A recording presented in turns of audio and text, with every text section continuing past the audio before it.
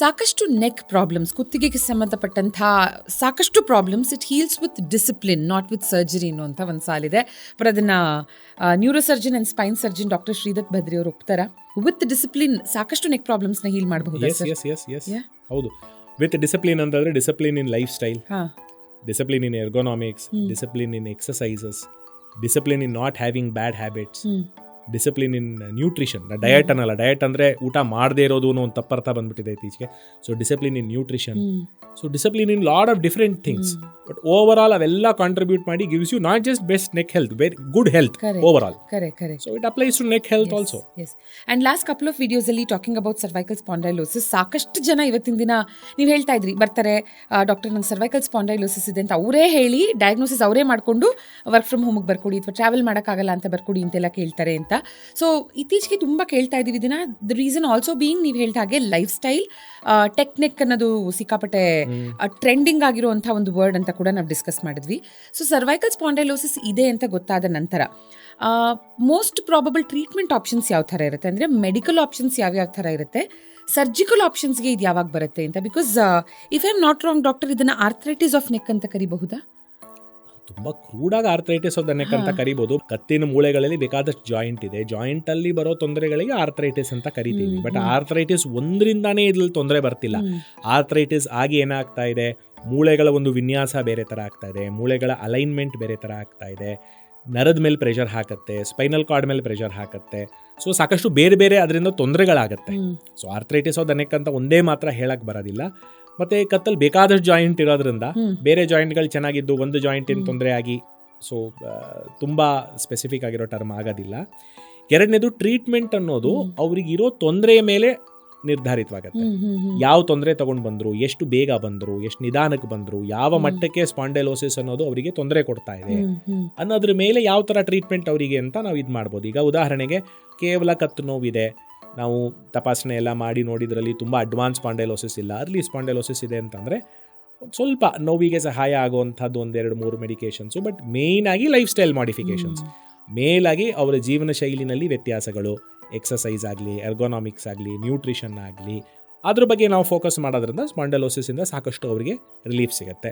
ಕೆಲವೊಬ್ಬರು ಒಂದು ಸ್ವಲ್ಪ ಇನ್ನೂ ಅಡ್ವಾನ್ಸ್ಡ್ ಸ್ಟೇಜಲ್ಲಿ ಬರ್ತಾರೆ, ಅವರಿಗೆ ಒಂದು ಸ್ವಲ್ಪ ಮೆಡಿಕೇಷನ್ಸ್ ಇನ್ನೂ ತೀವ್ರವಾಗಿ ಕೊಡಬೇಕಾಗಿ ಬರ್ಬೋದು. ಸ್ವಲ್ಪ ಫಿಸಿಯೋಥೆರಪಿ ಮೊಡ್ಯಾಲಿಟೀಸು, ಫಿಸಿಯೋಥೆರಪಿ ಎಕ್ಸಸೈಸ್ಗಳು ಹೇಳಿ ಅದರಿಂದ ಅವರಿಗೆ ಹೆಲ್ಪ್ ಆಗೋ ಹಾಗೆ ಮಾಡ್ಬೋದು. ತುಂಬ ಅಡ್ವಾನ್ಸ್ ಸ್ಟೇಜಲ್ಲಿ ಬರ್ತಾರೆ, ಸ್ಪೈನಲ್ ಕಾರ್ಡ್ ಮೇಲೆ ತೀವ್ರವಾದ ಒತ್ತಡ ಇದೆ, ನರಗಳ ಮೇಲೆ ತೀವ್ರವಾದ ಒತ್ತಡ ಇದೆ, ತಡ್ಕೊಳಕ್ಕಾಗದೇ ಇರೋಷ್ಟು ನೋವಿದೆ, ಕೈಕಾಲಲ್ಲಿ ವೀಕ್ನೆಸ್ ಬರ್ತಾ ಇದೆ, ಆ ಥರ ಇತ್ತು ಅಂತಂದಾಗ ಸರ್ಜರಿಯಿಂದ ಅವರಿಗೆ ನಾವು ಸಹಾಯ ಮಾಡುವಂಥ ಸಂದರ್ಭ ಇರ್ಬೋದು. ಇವಾಗ ತುಂಬ ಸಿವಿಯರ್ ಸ್ಪಾಂಡೈಲೋಸಿಸ್ ಇಂದ ಬಂದು ನನಗೆ ಬೇರೆ ಏನು ಬೇಡ, ನನಗೆ ಕೇವಲ 1-2 ಎಕ್ಸಸೈಸ್ ಹೇಳ್ಕೊಡಿ ಅಂತಂದರೆ ನಾನು ಸಾಕಷ್ಟು ಸಲ ಹೇಳ್ತೀನಿ ನೋಡಿ, ಸ್ಪೈನಲ್ ಕಾರ್ಡು ಪ್ರೆಸ್ ಆಗಿ ತುಂಬ ಅದ್ರ ಮೇಲೆ ಪ್ರೆಷರ್ ಇತ್ತು, ಅದ್ರ ಮೇಲೆ ಒತ್ತಡ ಇತ್ತು ಅಥವಾ ನರದ ಮೇಲೆ ಒತ್ತಡ ಇತ್ತು ಅಂತಂದರೆ ನೀವು ಎಕ್ಸಸೈಸ್ ಮಾಡೋದ್ರಿಂದಾಗಲಿ ಅಥವಾ ಫಿಸಿಯೋಥೆರಪಿ ಮಾಡೋದ್ರಿಂದಾಗಲಿ ಅಪಾಯ ಜಾಸ್ತಿ, ನಿಮಗೆ ಸಹಾಯ ಆಗಲ್ಲ. ಯಾಕೆಂದರೆ ಒತ್ತಡ ಇದೆ. ಈಗ ಯಾರಿಗೋ ಒಬ್ಬರಿಗೆ ನೀವು ಕುತ್ತಿಗೆನ ತುಂಬ ಟೈಟಾಗಿ ಹಿಡಿದಿರ್ತೀರ, ಅವರು ಕೆಲಸ ಮಾಡಿ ಅಂತ ಹೇಳಿದ್ರೆ ಅವ್ರನ್ನ ಸಾಧಾರಣವಾಗಿ ಕೆಲಸ ಮಾಡೋಕ್ಕಾಗಲ್ಲ. ಅದೇ ರೀತಿ ಸ್ಪೈನಲ್ ಕಾರ್ಡ್ ಮೇಲೆ ನರದ ಮೇಲೆ ತುಂಬ ಒತ್ತಡ ಇದ್ದಾಗ ನೀವು ಎಕ್ಸಸೈಸ್ ಮಾಡಿ, ನೀವು ಫಿಸಿಯೋಥೆರಪಿ ಮಾಡಿ, ನೀವು ಈಗ ನಟ್ಕೆ ಹೊಡ್ಗೋಸ್ಕೋತಾರೆ, ಟ್ರ್ಯಾಕ್ಷನ್ ಅಂತ ಹೇಳಿ ಫೋರ್ಸಿಬಲ್ ಆಗಿ ಕತ್ತನ್ನು ಎಳಿತಾರೆ, ಇದೆಲ್ಲ ಮಾಡೋದ್ರಿಂದ ಅಪಾಯ ಜಾಸ್ತಿ. ಯಾಕೆಂದರೆ ಆಲ್ರೆಡಿ ಒತ್ತಡ ಇದೆ ಅದ್ರ ಮೇಲೆ, ನೀವು ಅದ್ರ ಮೇಲೆ ಅದಕ್ಕೆ ಇನ್ನೊಂದು ಸ್ವಲ್ಪ ಕೆಲಸ ಕೊಡ್ತಾ ಇದ್ದೀರಾ, ಅದನ್ನು ಒಂಥರ ಅನ್ಸೈಂಟಿಫಿಕ್ ಆಗಿ ಅದನ್ನು ಮಾಡಿಫೈ ಮಾಡಕ್ಕೆ ಹೋಗ್ತಾ ಇದ್ದೀರಾ ಅಂತಂದರೆ ಡ್ಯಾಮೇಜ್ ಜಾಸ್ತಿ ಆಗುತ್ತೆ. ಬರೀ ಟೆಸ್ಟಿಮೋನಿಯಲ್ ನೋಡಿ ನಾವು ಯಾವುದನ್ನು ಕಂಪ್ಲೀಟಾಗಿ ನಂಬಿ ಹೋಗೋಕ್ಕಾಗಲ್ಲ ಅಲ್ವಾ sir? Testimonial is also a type of advertisement ಅಲ್ವಾ? ಬಿಕಾಸ್ ನಮ್ಮ ಸರ್ಕಲಲ್ಲೇ when we have this conversation ಸುಮಾರು ಜನ ಹೇಳಿರೋದುಂಟು. ಅಂದರೆ ಅದೇ ನೀವು ಏನು ಹೇಳಿದ್ರಿ, ನೆಟ್ಟಿಗೆ ಮುರಿಸ್ಕೊಳ್ಳೋದು, ಇದಾದ್ಮೇಲೆ ಅವ್ರಿಗೆ ಫುಲ್ ಬೆಟರ್ ಫೀಲ್ ಆಯ್ತಂತೆ, ಸರ್ಜರಿ ಮಾಡಿಸ್ಕೊಳ್ಳೋ ಬದಲು ನಾವು ಅದು ಮಾಡಿಸ್ಕೊಂಡ್ಬಿಡೋಣ. ಏನು ಹೇಳ್ತೀನಿ ಗೊತ್ತಾ, ಈಗ ನಿಮ್ಮಲ್ಲೇ ಒಂದು ಲೈವ್ ಎಕ್ಸಾಂಪಲ್ ಇದೆ, ಸರ್ಜರಿ ಆದಮೇಲೆ ಎಷ್ಟು ನಾರ್ಮಲ್ ಲೈಫಿಗೆ ನಾವು ಬರ್ಬೋದು ಅಂತ. ಹೌದು, ಅರ್ಥ ಆಯ್ತಾ? ಸೊ ಹಾಗಾಗಿ ಎಲ್ರಿಗೂ ಸರ್ಜರಿ ಅನ್ನೋ ಅವಶ್ಯಕತೆ ಇಲ್ಲ. ಅದೇ ಸಮಯದಲ್ಲಿ ಸರ್ಜರಿನೇ ಇಲ್ಲದೆ ಸರಿ ಮಾಡಿ ಅಂತಾನು ಹೇಳಕ್ಕೆ ಬರೋದಿಲ್ಲ. ಅವರು ಎಷ್ಟು ಬೇಗ ಬರ್ತಾರೆ, ಅವ್ರಿಗೆ ಎಷ್ಟು ಸಿಂಪ್ಟಮ್ ಇದೆ, ಅದರಿಂದ ಏನು ತೊಂದರೆ ಆಗ್ತಾ ಇದೆ, ಎಷ್ಟರ ಮಟ್ಟ ಸ್ಪೈನಲ್ ಕಾರ್ಡ್ ಮೇಲೆ ಪ್ರೆಷರ್ ಇದೆ, ಎಷ್ಟು ಮಟ್ಟದ ನಲದ ಮೇಲೆ ಪ್ರೆಷರ್ ಇದೆ, ಎಷ್ಟು ಮಟ್ಟಕ್ಕೆ ನೋವಿದೆ, ಅದಕ್ಕೆ ಯಾವುದು ಬೆಸ್ಟ್ ಪಾಸಿಬಲ್ ಟ್ರೀಟ್ಮೆಂಟ್ ಅಂತ ಅರ್ಥ ಮಾಡಿಕೊಂಡು ಅದನ್ನು ಸಜೆಸ್ಟ್ ಮಾಡಬೇಕಾಗಿ ಬರುತ್ತೆ.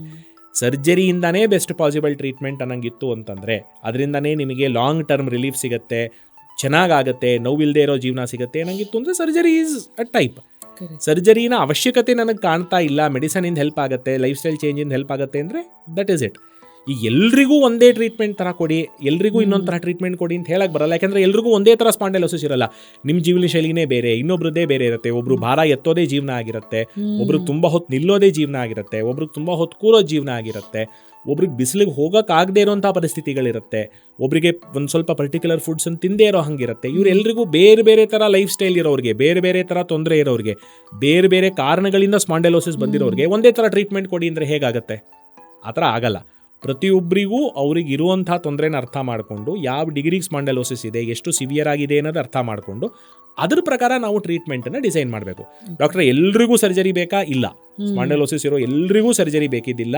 ಸ್ಪಾಂಡೈಲೋಸಿಸ್ ತುಂಬ ಸಿವಿಯರ್ ಆಗಿರೋಂಥ ಕೆಲವೊಬ್ಬರಿಗೆ ಸರ್ಜರಿ ಬೇಕಾಗತ್ತೆ. ಅದರಿಂದ ಖಂಡಿತ ಉಪಯೋಗ ಆಗುತ್ತೆ, ಹಾಗೂ ಅದರಿಂದ ಸಾಕಷ್ಟು ಇರೋ ತೊಂದರೆ ವಾಸಿ ಆಗುತ್ತೆ. ಅದೇ ಸಮಯ ಎಲ್ರಿಗೂ ಮಾತ್ರೆಯಿಂದನೇ ವಾಸಿ ಮಾಡ್ಬೋದಾ? ಅದು ಕೂಡ ಇಲ್ಲ. ಅರ್ಲಿಯಾಗಿ ಬಂದರೂ, ಕಮ್ಮಿ ಸಿಂಪ್ಟಮ್ ಇತ್ತು ಅಂತಂದರೆ ಮಾತ್ರೆ ಫಿಸಿಯೋಥೆರಪಿಯಿಂದ ಖಂಡಿತವಾಗ್ಲೂ ನಾವು ಅದನ್ನು ವಾಸಿ ಮಾಡ್ಬೋದು. ತುಂಬ ಲೇಟಾಗಿ ಬಂದು ಮಾತ್ರೆ ಕೊಡಿ ಸರಿ ಮಾಡಿ ಅಂತಂತಂದರೆ ಅದು ಮಾಡೋಕ್ಕಾಗೋದಿಲ್ಲ. So completely patient specific, completely symptom specific. Okay, just ಒಂದು ಕಾಂಟೆಕ್ಸ್ಟ್ ಕೊಡಬೇಕು ಅಂದರೆ, ನಿಮ್ಮಲ್ಲೇ ಒಬ್ಬರು ಸರ್ಜರಿ ಮಾಡಿಸ್ಕೊಂಡ್ರು, ನೀವೇನು ಹೇಳಿದ್ರಿ, that was my husband. In fact ಮುಂದೆ ಒಂದು ವಿಡಿಯೋದಲ್ಲಿ ಖಂಡಿತ ಅವನ್ನೂ ಕೂರಿಸಿ ಮಾತಾಡಿಸ್ಬೇಕು. ಯಾಕಂದರೆ ಈ ಡಿಸ್ಕ್ ಪ್ರೊಲ್ಯಾಪ್ಸ್ ಇನಿಷಿಯಲ್ ಸ್ಟೇಜಸ್ಸಲ್ಲಿ ಇದ್ದಾಗ ರೆಸ್ಟ್ ತೊಗೊಳ್ಳೋದಕ್ಕೆಲ್ಲ ಹೇಳಿದ್ರಿ ನೀವು, ಫಸ್ಟ್ ಡೇ ಸಜೆಸ್ಟ್ ಮಾಡಲಿಲ್ಲ. And he is into cricket, so ಅದು he couldn't bounce back. And when he bounced back ಅದು ಡಿಸ್ಕ್ ಪ್ರೊಲ್ಯಾಪ್ಸ್ ಆಯಿತು ಫುಲ್ ಫ್ಲೆಜ್ಡ್ ಆಗಿ. ಆಮೇಲೆ ನಡೆಯೋದಕ್ಕಾಗ್ತಿರ್ಲಿಲ್ಲ, ಆ ಲೆವೆಲ್ಗೆ ಡಿಸ್ಕ್ ಪ್ರೊಲ್ಯಾಪ್ಸ್ ಆಗಿ ಆ ಪೇಯ್ನ್ ಕಾಲಿನವರೆಗೂ ಸ್ಪ್ರೆಡ್ ಆಗಿ ಸ್ವಲ್ಪ ಅಲ್ಲಿ ನಮ್ನೆಸ್ ಕಾಣೋದಕ್ಕೆ ಶುರು ಆಯಿತು. ಆ್ಯಂಡ್ ದಟ್ ಇಸ್ ವೆನ್ ನೀವು ಸಜೆಸ್ಟ್ ಮಾಡಿದ್ರಿ, ವೀಕ್ನೆಸ್, ಹೌದು, ದಟ್ ಇಸ್ ವೆನ್ ನೀವು ಸಜೆಸ್ಟ್ ಮಾಡಿದ್ರಿ, ಯಾವ ನರ ಸ್ಟ್ರೆಂತ್ನ ಕೊಡುತ್ತೋ ಆ ನರದ ಮೇಲೆ ಕಂಪ್ರೆಷನ್ ಇರೋದ್ರಿಂದ ಹೀಗಾಗ್ತಾ ಇದೆ. ಸೊ ಆ ಸರ್ಜರಿ ನಾವು ಮಾಡಿದಾಗ ಆ ನರ್ವ್ ರಿಲ್ಯಾಕ್ಸ್ ಆಗುತ್ತೆ, ಆಮೇಲೆ ಹಿ ಕ್ಯಾನ್ ಫೀಲ್ ಬೆಟರ್ ಅಂತ ಸರ್ಜರಿನ ಡಾಕ್ಟರ್ ಶ್ರೀದತ್ ಸರೇ ಮಾಡಿದ್ದು. ಆ್ಯಂಡ್ ಅದಾಗಿ ಒಂದು 2 to 3 months he is back to his normal life, not just normal life, he is bouncing the ball now. Exactly, back to field playing cricket. ಈಗ ನೀವು ಹೇಳಿದ್ರಿ he is back to playing and ಅವರ normal ಲೈಫಿಗೆ ವಾಪಸ್ ಹೋಗಿದ್ದಾರೆ, ಮಾಡಿದ್ದಾರೆ ಅಂತ ಒಂದು ಸಣ್ಣ ಕತೆ ಹೇಳಿ then I will give you context. ಓದ್ತಾ ಇರಬೇಕಾದ್ರೆ ಅಂದರೆ ಆಗ ತಾನೇ ನಾನು MBBS ಮುಗಿಸಿ ಇಂಟರ್ನ್ಶಿಪ್ಪನ್ನು ಮುಗಿಸೋ ಟೈಮು, ಇಂಟರ್ನ್ಶಿಪ್ ಮುಗಿಸೋ ಕಾಲ. ಅಂದರೆ ಇಂಟರ್ನ್ಶಿಪ್ ಮುಗಿಸ್ಬೇಕಾದ್ರೆ ಒಂದು ಹಂತಕ್ಕೆ ಡಾಕ್ಟ್ರಿಗೆ ಗೊತ್ತಿರುತ್ತೆ, ಎಲ್ಲ ಸ್ಪೆಷಲೈಸೇಷನ್ ಆಗಿ ಏನೂ ಗೊತ್ತಿರಲ್ಲ, ತುಂಬ ಎಲ್ಲ ಏನು ಇದ್ದಿದ್ದಿರಲ್ಲ. ಒಂದು ದಿವಸ ಹೀಗೆ ರಾತ್ರಿ ನಮಗೆಲ್ಲ ನೈಟ್ ಡ್ಯೂಟೀಸ್ ಇರ್ತಿತ್ತು, ರಾತ್ರಿ ಎಲ್ಲ ಎಮರ್ಜೆನ್ಸಿ ಮ್ಯಾನೇಜ್ ಮಾಡ್ತಾಯಿದ್ವಿ. ಒಂದು ದಿವಸ ಹೀಗೆ ನೈಟ್ ಡ್ಯೂಟಿ ಇರಬೇಕಾದ್ರೆ ಯಾವುದೋ ಒಂದು ವಾರ್ಡಲ್ಲಿ ಯಾವುದೋ ಒಂದು ಬೇರೆ ಯಾವುದೋ ಪೇಷಂಟಿಗೆ ಏನೋ ತೊಂದರೆ ಇದೆ ಅಂತನೋ ಏನೋ ಹೇಳಿ ಇದಾಗಿತ್ತು. ಸೊ ಹಾಗಾಗಿ ಅದನ್ನು ನೋಡೋಕ್ಕೆ ಅಂತ ಹೋಗಿದ್ದೆ. ಹಿಂಗೋ ಕಾರಣಾಂತರವಾಗಿ ಹೀಗೆ ವಾರ್ಡಲ್ಲಿ ನಡ್ಕೊಂಡು ಹೋಗ್ಬೇಕಾದ್ರೆ ಬೇರೆ ಯಾವುದೋ ಒಂದು ಪೇಷಂಟ್ ಪಾಪ ತುಂಬ ಏನೋ ತೊಂದರೆಯಿಂದ ಒದ್ದಾಡ್ತಾ ಇರೋದು ಕಾಣಿಸ್ತು.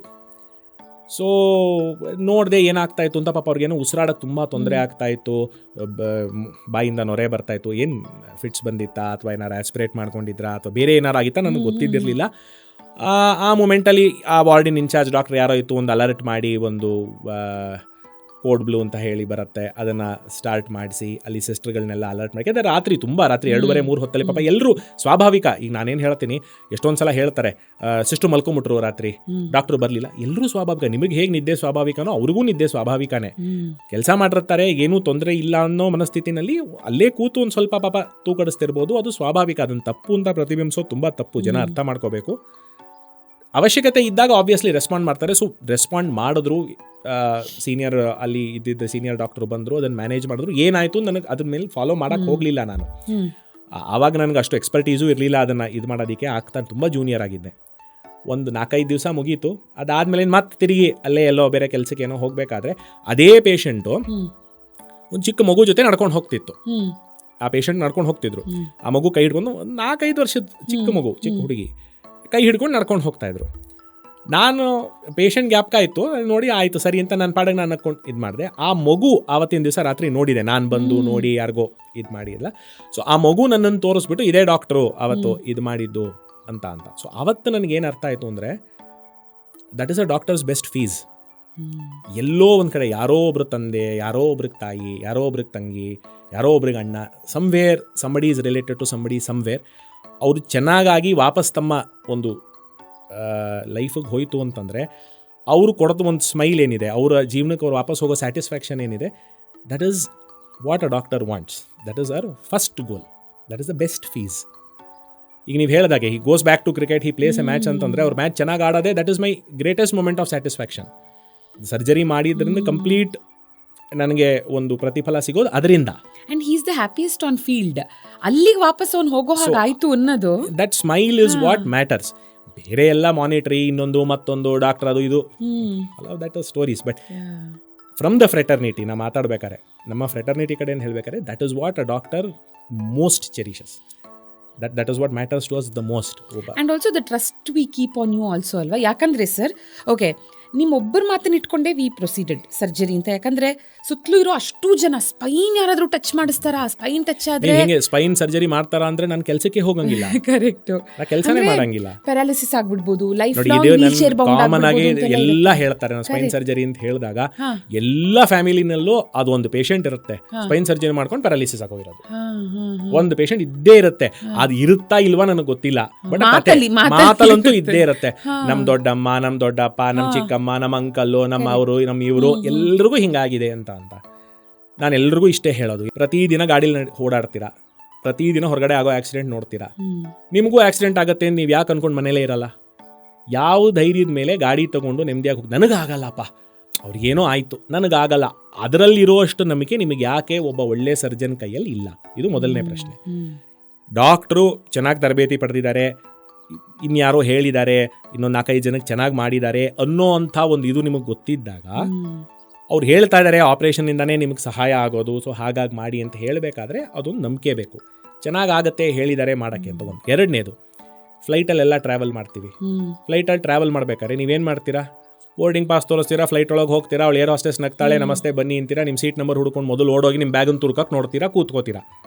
ಯಾವತ್ತಾದರೂ ಈ ಕಡೆ ಒಂದು ಸ್ವಲ್ಪ ಎಡಕ್ಕೆ ತಿರುಗಿ ಆ ಪೈಲಟ್ದು ಇದನ್ನು ಬಾಗಿಲು ತಟ್ಬಿಟ್ಟು, ನಿನಗೆ ಎಷ್ಟು ವರ್ಷ ಎಕ್ಸ್ಪೀರಿಯನ್ಸು, ನೀನು ಎಷ್ಟು ಫ್ಲೈಟ್ ಓಡಿಸಿದ್ಯಾ, ಎಷ್ಟು ಪ್ಲೇನ್ ಕ್ರ್ಯಾಶ್ ಮಾಡಿದ್ಯಾ, ನಿನಗೆ ಈಗ ಫ್ಲೈಟಲ್ಲಿ ಹೋಗ್ಬೇಕಾದ್ರೆ ಕ್ರ್ಯಾಶ್ ಮಾಡಲ್ಲ ಅಂತ ಏನು ಗ್ಯಾರಂಟಿ, ಕರೆಕ್ಟಾಗಿ ಇಳಿಸ್ತೀಯಾ, ಟೈಮಿಗೆ ಸರಿಗೆ ಇಳಿಸ್ತೀಯಾ? ಪ್ರಶ್ನೆ ಯಾರು ಕೇಳಿದ್ದೀರಾ? ಒಬ್ಬರಾರು ಇದ್ರೆ ದಯಮಾಡಿ ಪ್ಲೀಸ್ ಕಮೆಂಟಲ್ಲಿ ತಿಳಿಸಿ, ನನಗೆ ಐ ಬಿ ವೆರಿ ಹ್ಯಾಪಿ. ಒಬ್ಬರು ಕೇಳಲ್ಲ. ಮತ್ತು ಯಾವ ನಂಬಿಕೆ ಮೇಲೆ ನೀವು ಕೂರ್ತೀರಾ? ಅವ್ನ ಲೈಸೆನ್ಸ್ ಚೆಕ್ ಮಾಡ್ತೀರಾ? ಅವ್ನು ಎಲ್ಲಿನ ಫ್ಲೈಟ್ ಟ್ರೈನಿಂಗ್ ತೊಗೊಂಡ, ಅವ್ನಿಗೆ ಎಷ್ಟು ಅವರ್ಸ್ ಇತ್ತು, ಯಾರೂ ಕೇಳಲ್ಲ. ಬ್ಲೈಂಡಾಗಿ ಹೋಗಿ ಕೂತ್ಕೋತೀರಾ. ಒಬ್ಬ ಡಾಕ್ಟ್ರಿಗೆ ಎಷ್ಟು ಪ್ರಶ್ನೆ ಬರುತ್ತೆ ಗೊತ್ತಾ? ಒಂದು ಸ್ಪೈನ್ ಸರ್ಜರಿ ಆಗಲಿ, ಒಂದು ಬ್ರೈನ್ ಸರ್ಜರಿನ ಹೇಳಬೇಕಾದ್ರೆ, ನಾನು MBBS ಎಲ್ಲಿಂದ ಮಾಡಿದೆ ಅಂತ ಹಿಡಿದು ಎಷ್ಟು ವರ್ಷ ಎಲ್ಲಿ ಪ್ರಾಕ್ಟೀಸ್ ಮಾಡಿದೆ, ಎಷ್ಟು ಜನಕ್ಕೆ ಸರಿ ಮಾಡಿದೆ, ಸರಿಯಾಗಿರೋರು ಎಷ್ಟು ಚೆನ್ನಾಗಿದ್ದಾರೆ, ಅವ್ರ ಫೋನ್ ನಂಬರ್ ನಮಗೆ ಕೊಡಿ, ನಾವು ಅವ್ರಿಗೆ ಕೇಳ್ತೀವಿ ಅನ್ನೋವರೆಗೆ ನಾನು ಹೇಳಬೇಕು. ಏನಕ್ಕೆ? That is where the trust is an issue. Correct. But ನಮಗಂತೂ ನಿಮ್ಮೊಬ್ಬರನ್ನೇ ಟ್ರಸ್ಟ್ ಮಾಡಿ ಮುಂದೆ ಹೋಗಿದ್ದು. ಬಿಕಾಸ್ ಸುಮಾರು ಜನ ಅಯ್ಯೋ ಸ್ಪೈನಿಕ್ ಸರ್ಜರಿನ ಬೇಡ ಅನ್ಸುತ್ತೆ, ಹಾಗೆ ಮಾಡಿಸ್ಬೋದು, ಫಿಸಿಯೋಥೆರಪಿ ಮಾಡಿಸ್ಬೋದು, ಅಥವಾ ಮಸಾಜ್ ಮಾಡ್ಬೋದು, ಯೋಗಾಲ್ ಕ್ಯೂರ್ ಆಗುತ್ತೆ, ಅಥವಾ ನನಗೆ ಗೊತ್ತಿರೋರು ಇದೊಂದು ಮಾಡ್ತಾರೆ, ಅದೊಂದು ಮಾಡ್ತಾರೆ, ಈ ಥರದ್ದೆಲ್ಲ ಕೇಳಿ ಫೈನಲಿ ಆ ನೋವು ನೋಡೋಕೆ ಆಗ್ತಿರ್ಲಿಲ್ಲ ಸರ್. ನಾನೇ ಹೇಳೋದು, ನೋವಿನ ಪ್ರಮಾಣ ಕಮ್ಮಿ ಇತ್ತು ಅಂತಂದರೆ ಅದಕ್ಕೆ ಬೇರೆ ವಿಧಾನಗಳಿದೆ. ನೋವಿನ ಪ್ರಮಾಣ ಜಾಸ್ತಿ ಆಗಿತ್ತು ಅಂದರೆ best is surgery. And he is a living example. Yes. 100%. And recent ಆಗಿ ಅವನು ಹೇಳ್ತಾ ಇದ್ದ ದಟ್ ಮುಂಚಿನಗಿಂತ ಒಳ್ಳೆ ಸ್ಪೀಡ್ ಬಂತು ಇವತ್ತು ನನ್ನ ಮ್ಯಾಚಲ್ಲಿ. ಐ ಆಮ್ ಸೋ ಹ್ಯಾಪಿ ಅಂತ. ಐ ಫೀಲ್ ಸೋ ಹ್ಯಾಪಿ ಗೊತ್ತಾ? ಅಲ್ಲ, ಹಂಗಂತಂದ್ರೆ ಅದು ಅವರ ಫಿಸಿಯಾಲಜಿನ ಕರೆಕ್ಟ್ ಮಾಡಿರ್ತೀವಿ. ಅವರು ಅಷ್ಟೇ ಡಿಸಿಪ್ಲಿನ್ ಆಗಿ ಎಕ್ಸರ್ಸೈಸ್ ಮಾಡಿದ್ದಾರೆ. He was very committed to post of physiotherapy and he wanted to get back. ಅವ್ರಿಗೆ ಹೋಗಬೇಕಾಗಿತ್ತು, ಅದಕ್ಕೆ ಏನು ಶ್ರಮ ವಹಿಸಬೇಕೋ ವಹಿಸಿದ್ರು. ರಿಸಲ್ಟ್ಸ್ ಅರ್ಧೇ. ನನ್ನ ಕೆಲಸ ಅರ್ಧ, ಅವ್ರ ಕೆಲಸ ಅರ್ಧ. ಬಟ್ ಎರಡೂ ಕಡೆ ಮ್ಯಾಚ್ ಆಗಬೇಕು. ನನಗೆ ಸಾಕಷ್ಟು ಸಲ ನಾನು ಚೆನ್ನಾಗಿ ಮಾಡಿರ್ತೀನಿ, ಅವ್ರು ಫಾಲೋ ಮಾಡಲ್ಲ, ಆದರೂ ಹೇಳ್ತಾರೆ ಡಾಕ್ಟರ್ ಸರಿ ಮಾಡಲಿಲ್ಲ. ಡಾಕ್ಟರ್ ಸರಿ ಮಾಡಲಿಲ್ಲ ಅಂತ ಹೇಳೋದು ತುಂಬ ಸುಲಭ. It's very easy. ಆಯಿತಾ? ಮಾಡಿಸ್ಕೊಂಡ್ವಿ, ಅವ್ರು ವಾಕ್ ಮಾಡಲ್ಲ, ಅವ್ರು ಎಕ್ಸಸೈಸ್ ಮಾಡಲ್ಲ, ಅವ್ರು ಟೈಮಿಗೆ ಟ್ಯಾಬ್ಲೆಟ್ ತೊಗೊಳ್ಳಲ್ಲ, ಅವ್ರ ಲೈಫ್ ಸ್ಟೈಲ್ ಫಾಲೋ ಮಾಡಲ್ಲ, ಅದನ್ನು ಯಾರೂ ಹೇಳಲ್ಲ. ಒಬ್ಬರೂ ಕೂಡ ತಮ್ಮ ತಪ್ಪನ್ನು ಒಪ್ಕೊಳ್ಳುವಂಥ ಮೆಚುರಿಟಿ ಯಾರಿಗೂ ಇಲ್ಲ. ಅದೇ ಟೈಮಲ್ಲಿ ಡಾಕ್ಟರ್ ಸರಿಗೆ ಮಾಡಲಿಲ್ಲ ಅಂತ ಒಂದು ಜೆನರಿಕ್ ಸ್ಟೇಟ್ಮೆಂಟ್ ಕೊಟ್ಟು ಬಿಟ್ಟುಬಿಡ್ತಾರೆ. ಡಾಕ್ಟರ್ ಸರಿಗಿರಲಿಲ್ಲ, ಆಸ್ಪತ್ರೆ ಸರಿಗಿರಲಿಲ್ಲ, ನಮ್ಮನ್ನು ಸರಿಗೆ ನೋಡ್ಕೊಳ್ಳಿಲ್ಲ, ಅದಕ್ಕೆ ಹಿಂಗಾಯಿತು. ಆ್ಯಂಡ್ ಮೈಂಡ್ಸೆಟ್ ಎಷ್ಟು ಇಂಪಾರ್ಟೆಂಟ್ ಆಗುತ್ತಲ್ವಾ? ಅಂದರೆ ಮೈಂಡ್ಸೆಟ್ ಆ್ಯಂಡ್ ಡೆಡಿಕೇಶನ್. ಯಾಕಂದರೆ ಇವತ್ತಿನ ದಿನ ಟೀಮಲ್ಲಿ 20sಲ್ಲಿರೋರ್ಗೂ ಅಥವಾ 30sಲ್ಲಿರೋರ್ಗೂ he's an example. He's 40 now and ಇವನು ಪೇಸ್ ಇರಬಹುದು, ಫಿಟ್ನೆಸ್ ಇರ್ಬೋದು, ಇಟ್ ಇಸ್ ಸೋ ಗುಡ್. 2-3 ವರ್ಷಕ್ಕೆ ಮುಂಚೆ ಮೆನಿಸ್ಕಸ್ ಟೇರ್ ಒಂದಾಗಿ ಅದರದ್ದು ಸರ್ಜರಿ ಆಯಿತು. ಆ್ಯಂಡ್ ಲಾಸ್ಟ್ ಇಯರ್ ಅಕ್ಟೋಬರಲ್ಲಿ ಡಿಸ್ಕ್ ಪ್ರೊಲ್ಯಾಪ್ಸ್ ಆಗಿ ನೀವು ಸರ್ಜರಿ ಮಾಡಿದ್ರಿ. And to bounce back every time ಆ ಡೆಡಿಕೇಶನ್ ಇರಬೇಕು. ಆ್ಯಂಡ್ ಮೆಂಟಲಿ ಅವ್ರ ಕಡೆಯಿಂದ ಕಮಿಟ್ಮೆಂಟ್ ಇರಬೇಕು. ನಾನು ಚೆನ್ನಾಗಿ ಆಗಬೇಕು, ನಾನು ಚೆನ್ನಾಗಿ ನನ್ನ ಲೈಫಿಗೆ ವಾಪಸ್ ಹೋಗಬೇಕು ಅನ್ನೋ ಕಮಿಟ್ಮೆಂಟ್ ಅವ್ರಿಗಿರಬೇಕು. ಆವಾಗಲೇ ಸರ್ಜರಿಯಿಂದ ಪೂರ್ತಿ ಫಲ ಸಿಗೋದು. ನಮ್ಮ ಕಡೆಯಿಂದ ಎಲ್ಲ ಚೆನ್ನಾಗಿ ಮಾಡ್ಬಿಟ್ಟು ಅಯ್ಯೋ ಡಾಕ್ಟರ್ ಮಾಡ್ಬಿಟ್ಟು ಅವ್ರ ಕೆಲಸ, ಇನ್ನು ನಾನು ಸರಿ ನನ್ನ ಕಡೆಯಿಂದ ನಾನು ಏನೂ ಮಾಡಲ್ಲ ಅಂತಂದರೆ ಯಾವುದೇ ಸರ್ಜರಿ ಆಗಲಿ ಅದು ಫಲ ಸಿಗಲ್ಲ. ಎಂಥ ಸಣ್ಣ ಸರ್ಜರಿ ಆದರೂ ಫಲ ಸಿಗಲ್ಲ. ಸ್ಪೆಷಲಿ ಸ್ಪೈನ್ ಸರ್ಜರಿನಲ್ಲಿ post op commitment is very important. ಎಕ್ಸಸೈಸ್ಗಾಗಲಿ, ಲೈಫ್ ಸ್ಟೈಲ್ಗಾಗಲಿ, ನ್ಯೂಟ್ರಿಷನ್ಗಾಗಲಿ ತುಂಬ ಇಂಪಾರ್ಟೆಂಟು. 100% ನೀವು ಅದಕ್ಕೆ ಕಮಿಟ್ ಆಯಿತು ಅಂದರೆ you will get the full benefit of surgery.